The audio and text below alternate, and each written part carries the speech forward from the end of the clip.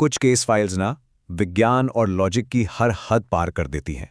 आज के इस इन्वेस्टिगेशन में हम दिल्ली के 9 स्कूल टीचर्स की एक ऐसी ही डॉक्यूमेंटेड घटना को एनालाइज करने वाले हैं। एक ऐसा ट्रिप जो उनके लिए एक न खत्म होने वाला बुरा सपना बन गया। राज रात के में आपका स्वागत है। मैं आपका होस्ट हूं और आज हम सबूतों और टाइमलाइन के आधार पर जीभी इंसिडेंट की गहराई में जाएंगे। देखेंगे कि पहाड़ों के उस सन्नाटे में उस रात आखिर हुआ क्या था। जरा इस खौफनाक मंजर को इमेजिन कीजिए। रात का सन्नाटा है, एक कमरा अंदर से लॉक है और उस कमरे के अंदर एक लड़की है जो जमीन पर नहीं बल्कि दीवार पर रेंग रही है।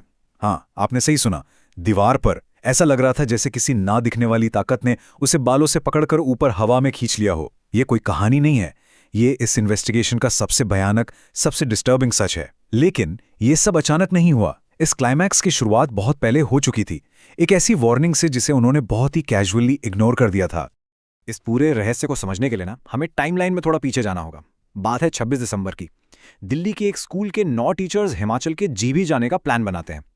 सब कुछ बिल्कुल नॉर्मल लग रहा था, लेकिन तभी ग्रुप का एक मेंबर रोहन, जो कि एक बहुत ही फिट स्पोर्ट्स टीचर है, वो अचानक से बहुत बुरी तरह बीमार पड़ जाता है। उसे ना एकदम क्लियरली फील होता है कि कोई अनजानी ताकत उसे इस ट्रिप पर जाने से रोक रही है। अब अगर हम इसे एक पैरानॉर्मल इन्वेस्टिगेशन के नजरिए से देखें तो यह सबसे पहला रेड फ्लैग था। फिर आता है 1 जनवरी का दिन।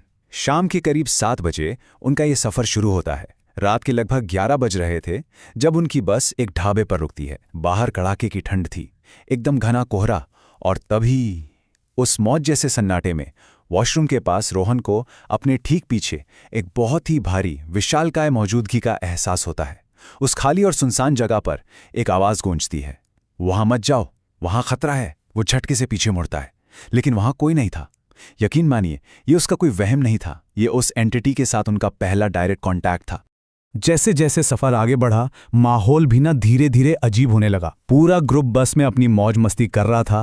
तभी एक बुजुर्ग महिला जो उसी बस में पैसेंजर थी, वो उन्हें टोकती है। कंडक्टर के बीच बचाव के बाद सब शांत तो हो जाते हैं, लेकिन उन 9 लोगों के मन में उस बुजुर्ग औरत के लिए एक बहुत ही अजीब, एक अननेचुरल सा गुस्सा भर जाता है। ये गुस्सा नॉर्मल नहीं था, ये उस डार्क एनर्जी का पहला साइकोलॉजिकल अटैक था जो अब उसी बस में उनके साथ सफर कर रही थी। अब इस टाइमलाइन को बहुत ध्यान से समझिएगा। रात के 1 बज चुके हैं। बस पहाड़ों के घुमावदार रास्तों और घने जंगलों के बीच से गुजर रही है। तभी ग्रुप की एक लड़की है दीक्षा, उसे वॉशरूम जाने की तेज जरूरत महसूस होती है। ड्राइवर उन्हें बार बार वार्न करता है कि यहां रुकना सेफ नहीं है, लेकिन वो लोग जिद करके बस को एक बिल्कुल सुनसान जंगल के बीच रुकवा देते हैं। रात के 1 बजे पहाड़ों के उस डरावने खामोश जंगल में बस रुकवाना, ये उनकी सबसे बड़ी और सच कहूं तो जानलेवा गलती साबित होने वाली थी। बस में वापस लौटने के मुश्किल से 5 मिनट बाद ही दीक्षा का बिहेवियर पूरी तरह बदल जाता है। वो अपनी गर्दन झुकाए उस बुजुर्ग महिला को एकदम खौफनाक नजरों से घूरने लगती है। उसका एक दोस्त उसे आवाज देता है और तभी दीक्षा अचानक से जमीन पर गिरती है और बुरी तरह तड़पने लगती है। आप सोच भी नहीं सकते, वो अपने ही हाथों से अपना गला दबा रही थी।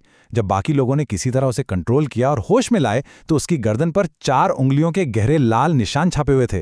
बिल्कुल ऐसा लग रहा था जैसे किसी इनविजिबल हाथ ने अभी अभी उसकी जान लेने की कोशिश की हो। सुबह के 5 बजते हैं। वो भयानक रात किसी तरह बीत चुकी थी और बस उन्हें ऑट टनल के पास ड्रॉप कर देती है। दीक्षा की उस हालत को देखकर रोहन अंदर तक हिल चुका था। वो सुबह सुबह ही दिल्ली में अपने गुरुजी को फोन में लाता है। गुरुजी उसे बताते हैं कि रोहन ने गले में जो बजरंगबली का सिद्ध लॉकेट पहना हुआ है ना, बस उसी की वजह से वो सब अब तक बचे हुए हैं। लेकिन ये बात भी उनके उस डर को शांत नहीं कर पाई जो जीभी में अभी उनका इंतजार कर रहा था। अब सुनिए, सुबह 7:30 बजे जीबी में क्या होता है। रोहन फ्रेश होने के लिए होटल के अंदर जाता है और उसके बाकी दोस्त सड़क पर अपना सामान निकाल रहे होते हैं। और तभी उन सब के साथ एक बहुत ही खौफनाक साइकोलॉजिकल गेम खेला जाता है। वो लोग देखते हैं कि रोहन वापस होटल से बाहर आता है, बिना एक भी शब्द बोले दौड़ता है और उनके सामने ही गहरी खाई में कूद जाता है। सब के सब चीखते हुए उस खाई की तरफ भागते हैं, लेकिन तभी असली रोहन उनके पीछे से आता है। अब आप ही सोचिए, अगर रोहन अंदर था तो वो कौन था जो हूबहू रोहन जैसा दिख रहा था? ये कोई इत्तेफाक नहीं था, ये उन्हें दिमागी तौर पर तोड़ने के लिए बनाया गया एक डार्क इल्यूजन था। उन्होंने जो वुडन हाउस बुक किया था ना, वो एक बहुत ही एकांत आइसोलेटेड जगह पर था। नीचे एक ठंडी नहर बह रही थी और चारों तरफ बस घना कोहरा ही कोहरा था। इस सन्नाटे और अकेलेपन ने उनके डर को और भी कई गुना बढ़ा दिया था।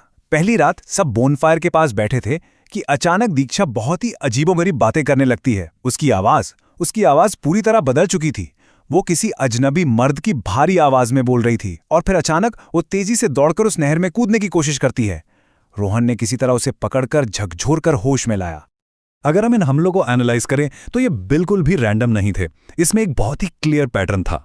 स्टेप 1, किसी अनजान की आवाज में बात करना। स्टेप 2, सुसाइडल ट्रांस, मतलब खुद को खत्म करने की एक अजीब सी जिद।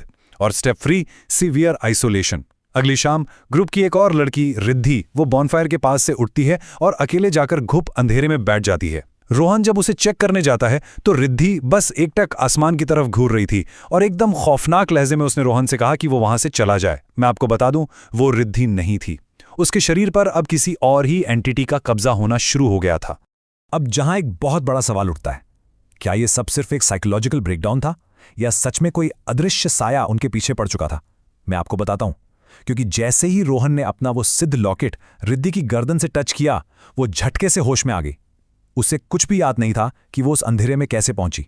देखिए, ये घटनाएं सफर की थकान का कोई नतीजा नहीं थी। ये एक बहुत बड़े, बहुत ही गहरे खतरे का सिग्नल थी जो उसी रात अपना सबसे भयानक रूप दिखाने वाला था। और फिर वो हुआ जिसने साइंस और लॉजिक के हर रूल को तोड़कर रख दिया। रात का वक्त था, रिद्धि कमरे में बैठी थी कि अचानक वो जोर जोर से पागलों की तरह रोने लगी और सीधा दरवाजे की तरफ भागी। रोहन, जो कि 93 किलो का एक तगड़ा स्पोर्ट्स टीचर है, उसने उसे रोकने की पूरी कोशिश की, लेकिन रिद्धि के अंदर अचानक न जाने कहां से इतनी अमानवीय ताकत आ गई थी कि उसने रोहन को ऐसा धक्का मारा कि वो सीधा 10 मीटर दूर जाके गिरा। रिद्धि तेजी से बाहर भागी और उसने खुद को अगले कमरे में अंदर से लॉक कर लिया। बाहर सब लोग बुरी तरह दरवाजा पीट रहे थे, चीख रहे थे। तभी रोहन ने खिड़की के एक छोटे से गैप से अंदर झांका और वहां उसने जो देखा वो किसी की भी रातों की नींद उड़ाने के लिए काफी है। रिद्धि जमीन पर नहीं थी, वो दीवार पर ऊपर की तरफ खिसक रही थी, रेंग रही थी, मानो किसी ने उसके बाल कसकर पकड़ लिए हों और उसे हवा में ऊपर खींच लिया हो। रोहन ने कांपते हुए हाथों से अपने गुरु को वीडियो कॉल किया। रात के उस सन्नाटे में फोन स्क्रीन के उस पार से गुरुजी ने सिद्ध मंत्र पढ़ना शुरू किया। ये लिटरली एक डिजिटल एग्जॉर्सिज्म था। कुछ ही सेकंड्स के बाद रिद्धि दीवार से धड़ाम से नीचे गिरी और बेहोश हो गई। अब आप सोचिए, रात भर इतनी चीख पुकार मची, लेकिन अगली सुबह जब उन्होंने अपने मकान मालिक से पूछा तो वो साफ मुकर गया। उसने कहा कि उसे रात में कोई भी आवाज नहीं आई। अब ये उसका झूठ था या वो भी इस पूरी खौफनाक साजिश का हिस्सा था? खैर, उन्होंने बिना एक भी पल गवाए तुरंत जीबी के एक लोकल हनुमान मंदिर की तरफ दौड़ लगाई। वहां पहुंचकर उन्होंने कांपते हुए वो सारी घटना मंदिर के पुजारी को बताई। और फिर उस पुजारी ने जो राज खोला, उसने उन सब के पैरों तले जमीन घिसका दी। पुजारी ने बस दीक्षा और रिद्धि की उंगलियां पकड़ी, अपनी आंखें बंद की और 1 सेकंड में बता दिया कि आखिर उनके साथ ये सब हो क्यों रहा है। याद है, रात के 1 बजे वो बस जंगल में रुकी थी। जिस जगह पर वो रुके थे वहां उन लड़कियों ने अनजाने में एक बड़े से पीपल के पेड़ के पास शौच कर दिया था। अगर आप पैरानॉर्मल डॉक्यूमेंट्स पढ़ें तो पीपल के पेड़ को हमेशा से डार्क एंटिटीज और अतृप्त आत्माओं का गढ़ माना जाता है। वो जगह उन्हीं अदृश्य ताकतों की थी और वहीं से ये पूरा खौफनाक खेल शुरू हुआ था। पुजारी का वो खुलासा ना बेहद सीरियस था। उसने बताया कि 2 प्रेतात्माएं उसी जंगल से उनके पीछे लग गई थीं और उन्हें खत्म करने के लिए उस वुडन हाउस तक उनके साथ आई थीं। वो लोग महज इसलिए जिंदा बच गए क्योंकि रोहन का वो सिद्ध लॉकेट एक रक्षा कवच की तरह काम कर रहा था। लेकिन इस पूरी इन्वेस्टिगेशन का सबसे भयानक सच अभी बाकी था।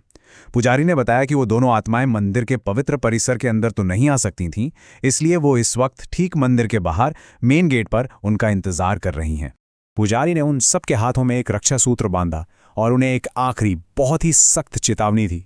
उसने कहा, जब तुम लोग यहां से बाहर निकलो तो जोर से बोलना कि जो हमारे साथ हैं वो यहीं रह जाएं और हमें जाने दें।